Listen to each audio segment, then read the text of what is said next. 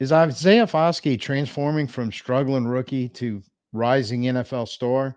Well, he gave an interview in OTAs last week that was had a quite a revelation because he admits what went wrong last year and talks about the actions he's taken to correct the situation. I'm Tim. Let's talk Saints.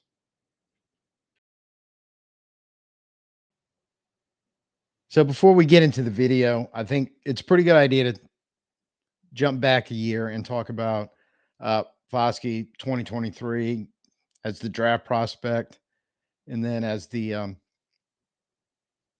the season as and as a draft prospect. Well, we have to remember about the 2023 defensive edge class of very similar to what we saw this year in the 2024 wide receiver class, where top end had a couple big time studs. The next second tier, second group of prospects, some really good players in it. You kind of get to that third tier and some really good players in it. And almost to the point, if you were to stack them up together, the top ranked guy in tier two and the bottom ranked guy in tier three, not really that far apart in the greater scheme of things. So a lot of the evaluation kind of came down to they all do stuff really really well, but then looking at the stuff they didn't do well and nitpicking maybe a little bit or honing in onto it and trying to figure it out and get it in a good analysis. And if you look at the defensive ends last year, the way it played out, your studs were mostly studs. But of that second and third tier group, they kind of went out of order, so to speak, where guys that were expecting the third and fourth went in the second, guys that were expecting the second snuck in the first, etc. So it really kind of came down to team preference, I think, and what they were looking for. And so somebody, the analyst had ranked 15. Some team may have had him at 5 and taken him that way. Foskey was kind of in the middle of all that because he was projected as a second or third round guy somewhere in there. We took him in the second. The the thing that they everybody could agree on that he had was very athletic, very fast, and pretty decent size on him. And his pass rush at Notre Dame was good. It was a very good pass rusher. The knocks kind of came in that they felt like his strength was average to possibly below that, hurting his ability to take on blockers when he was rushing a passer, and overall in his run defense, they think that was um, a big problem there. So his size and speed and pass rushes kind of got him into the second round, and the questions were his strength and a little bit about leverage and hands and footwork that they talk about with defensive linemen. They kind of all rolled in together, but athletic ability, nobody was questioning that whatsoever. So when you look into his rookie season, and I'm going to call it that because technically it was, but it's almost to me like a redshirt NFL redshirt season is how it ended up, and we weren't expecting that from our second round pick. But he only played 9 games, 84 defensive snaps. I think he had some on special teams, but honestly, I didn't bother to go look that up because it doesn't really matter. We're talking about him as a defensive edge player. Um, 7 solos, 2 assists, 3 quarterback pressures, 9 games. Now, to be fair, we know it was hinted at last year at times that he was having some injury issues that was holding him back some. But we also know that he was a healthy and active for some of those games too. So in all fairness, it was a little injury problem, and it was a little bit him, and he addresses all that in his interview.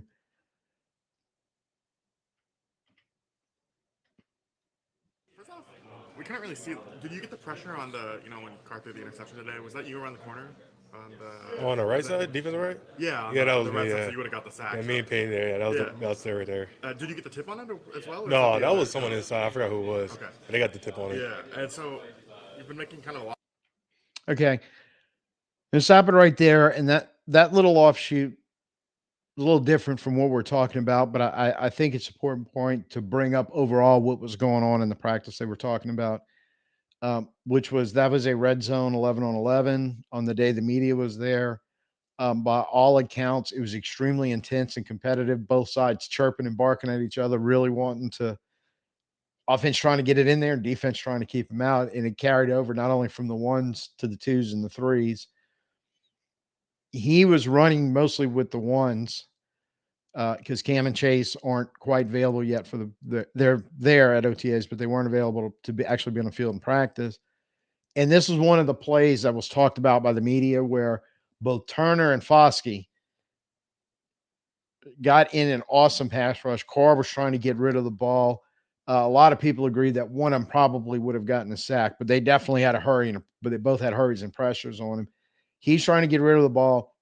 Kendall Vickers, I believe, is the one that defensive lineman jumped up, tipped it. It gets batted around off some DBs, and I think DeMario ends up picking it.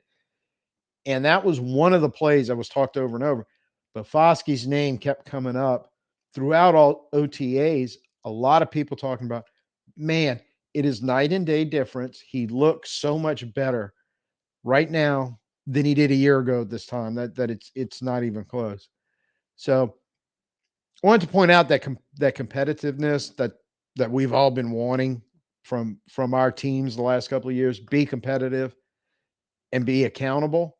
Well, that takes care of the competitiveness. Let's hear some subjects, some discussion on accountability. A lot of those plays. What have you just noticed in your growth this offseason, or what have you tried to approach this? I feel like going into the second year is just like a lot more confidence in the game plan, knowing the plays, and just like the main thing was just like confidence in it, and just working with all my off-season coaches and getting my speed right, working with TG throughout the off-season, telling me what I need to work on, coming back and just proving what I can do. What were some of those things that they encouraged you to either work on or focus on? Or Uh, Pretty much like you guys been hearing like from DA, just pretty much just go, and that was just like I guess like a mental block for myself, just go. That's what I was just really working on. First few steps getting up the field with TG was telling me striking, really commit to the pass rush move. That's all the stuff I've been working on. like, can you tell in real time, like last season, that you were maybe hesitant on a few plays, or is it Yeah, looking back? Or okay, I definitely was a little hesitant going, like looking back from last year, and I feel like that was just like me just trying not to make a mistake. But then now I'm just pretty much going full speed. Yeah, DA's used the phrase to play free. Yeah. What does that mean to you? I feel like playing free is just playing with confidence, playing with that little swagger. And I feel like that's why I finally got back throughout this OTAs. Got back. I love the way the media um, kept kind of following up on the same question and walked us through the whole kind of what went on, which was basically he was in his own head. He was so trying not to make a mistake when he was out there. It ended up being even worse than him making a mistake. He did nothing. At least if he's moving at 100% and he makes a mistake, there's always a chance he can recover from it. And if not, that's a correctable issue that can even be taken care of on the sideline by the coaching staff. But just being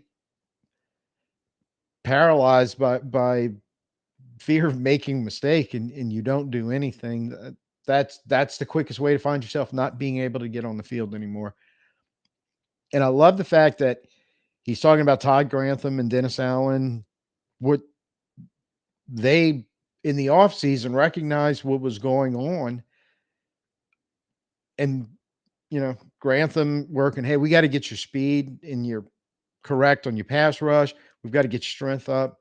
DA is like, look, you gotta play free. You gotta just don't worry about the mistake. Just go full speed. And we get that process down, the results will start taking care of itself. And when something needs to be corrected, we can get in there with you and help you correct it, which is accountability and coaching is all about. So I'm very happy to hear this. I'm very happy that it's hard for somebody to get up there and no matter what you do in life and go, yeah, I kind of screwed that up. And just, I realize that now and hey, working hard to fix it and move on. So I can be better and the team can be better. So is that something you felt like you had, like, was last year a little challenging on you? Yeah, I would say that just coming into the NFL, I feel like I didn't get a good grasp of it going into like a rookie year, and then I don't know. I feel like from there, it's just like a downfall towards it at the end of it. What did you learn just about like yourself going through that process? I just need to trust that I can do what I can do, just not really get outside of what I can't do or what I can do. Like really just trust in what I can do, pass rush move. I know I'm strong enough. I know I'm fast enough. I know I'm quick enough, and just trust it. Have you changed? Kind of self-explanatory where he's talking about, hey, I got caught a little off guard on the rookie year. It was, I mean, he's basically saying I wasn't quite prepared when I showed up. I that's the way I'm kind of reading the first part of that. But really, what the whole question involved is a period over the year of realizing, yeah, I made some mistakes. I've got to recognize my limitations. I've got to play within myself when I'm on the field. I know it's a cliche, but it really is true. And controlling the stuff he can control, which part of that is the stuff he wasn't good at, he wasn't prepared to do, or even in that little when he got in his own head scenario last year, that's all stuff he can control and fix. And this offseason, it sounds like really bought into that. He really realized, hey, this is stuff I can control and I can fix. I need to go fix it. And if I can't fix it, I need to go find the guys on the coaching staff or wherever that's going to help me fix it. Anything with your body from last year to this year? Body wise, no, I just pretty much just got stronger. That was like the main focus throughout the off season, just getting stronger. Without without Cam and Chase on the field right now, it's giving you more reps, more opportunities. How valuable is that for you? Oh yeah, I love that. Even though I like to like see Cam on the field or Chase on the field, but for me, I just take the opportunity of the plays. What Very candid. Yeah, I getting stronger. That was that was kind of the thing coming out of Notre Dame and into the NFL that some analysts, a lot of them were saying, yeah, he needs to get stronger. But and part of probably what he said earlier, I just wasn't quite prepared. But now he's working the offseason. Yeah, getting stronger. I've got to get stronger. Just honesty. Just this is how I'm going to get better. Had to get stronger. That's what I did this offseason. And the second part of that is because he's about ready to talk a lot more about it, but recognizing he's looking right at and recognizing opportunities. I'd love for Chase and Cam to be on the field, but right now it's an opportunity for me, and I recognize that I'm doing everything I can to go out there and seize that opportunity. He goes on a little more about it, which is the very beginning of this, the very first question, talking about that play on the 11 on 11 red zone. That's the kind of stuff he needs to do to seize his opportunity. And he realizes it. And he was on the field with two of the veterans that he acknowledges, hey, I wish they were out there with me, but they're not. I have to go do something about it. for last year, like what was it about the NFL that really kind of surprised you or contributed to that learning curve that you're talking about? I feel it was just like learning the whole playbook, and I feel it was just like in my own head, just trying not to make a mistake, and then that was just throughout the whole entire year, just in my head. Not, don't make a mistake, don't make a mistake. But now I got the whole defense under 1 year, going full speed, just helped a lot. And there was a stretch last year where you were hurt for a bit, but then when you came back, it was like a pretty big moment. Cam was hurt, like you kind of had some opportunity there. Did you maybe let it get to your head of like, all right, here's my chance, and Yeah, overthought it maybe, or I don't I know. felt like a little bit, yeah, but it was also that was like a little learning curve too, like really trying to take care of my body, make sure I'm available to play in those games. But that was like a little learning curve that I just had to learn pretty much like the hard way. I guess School of Hard Knocks can teach anything, but basically he's saying there, yeah. Um, I realize now I had a golden opportunity handed to me, and I wasn't ready. I was at that time a little bit in my own head about not being able to perform. I wasn't in the best shape, in the best physical shape, so dealing with some injuries, I just wasn't prepared. There was the opportunity, and I wasn't prepared, and it blew right by me. And we all know you don't get that many opportunities in life, and he's got one now. So I'm hesitant to predict his future and I'll call him a second year player because technically he is, but I really feel like it's his rookie season 2.0. that last year, that first season as a rookie, just kind of a wash, but that's okay. Hit the reset. And if what you're telling us, if what you're trying to sell to us, if you really truly believe that, and you're working as hard as you've told us, and until I see otherwise, I'm in no position to act like that he's not being anything but completely honest with us, and that he's planning on, I'm rolling out as long as I have opportunities. I'm going to go ball. I'm going to use all the stuff that got me to be a projected second, third round pick in my size and speed and ability to rush the passer. And I'm going to fix the other stuff. And I'm not going to get my own head. I'm not going to overthink it. I'm going to go out there every opportunity I get and try to make some plays and help the team win. That's all I can really ask of any player. And it's so refreshing to see more and more. We're seeing players and coaches talking this OTA in that competitive, accountable way over what happened last season. We realize it because you want to talk about a missed opportunity. For the love of all Saints fans that were driving us crazy, your opportunity to make the playoffs was tremendous because you had one of the weakest schedules, not necessarily even in 2023, but possibly that football has seen in years.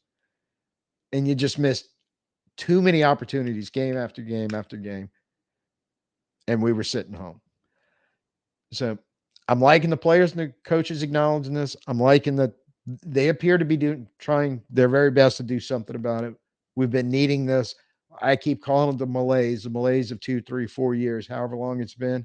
Just get rid of it and get back to being competitive and accountable. Did a video on it. I'll make sure to put it in the end card in case anybody wants to go take another peek at it. But I feel like Foskey's selling something that I want to buy because I believe it.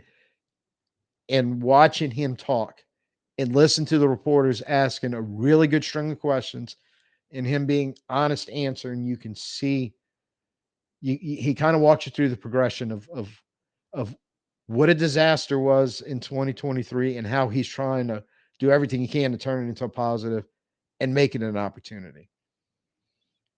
So if you agree with me that this, even though it's all words and we haven't really seen it on the field, and we probably won't see it till training camp and getting into preseason, but right now that gives me hope that yes, some of these guys that were quote unquote busts or labeled that way or just underperformed or whatever, it was some simple, well, maybe not simple, but some things that were correctable, fixable, got taken care of.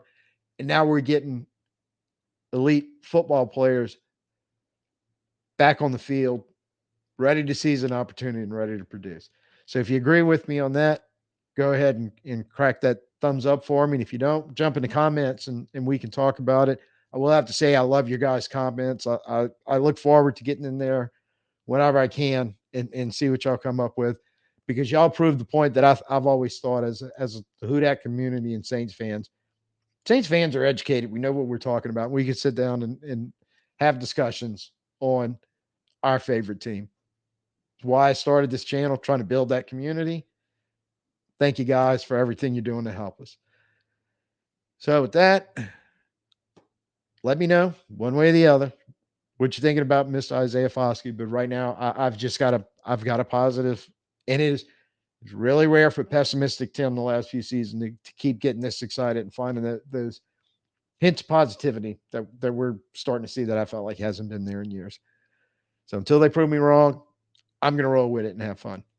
So until next time, I'm Tim. Peace out. Who dat?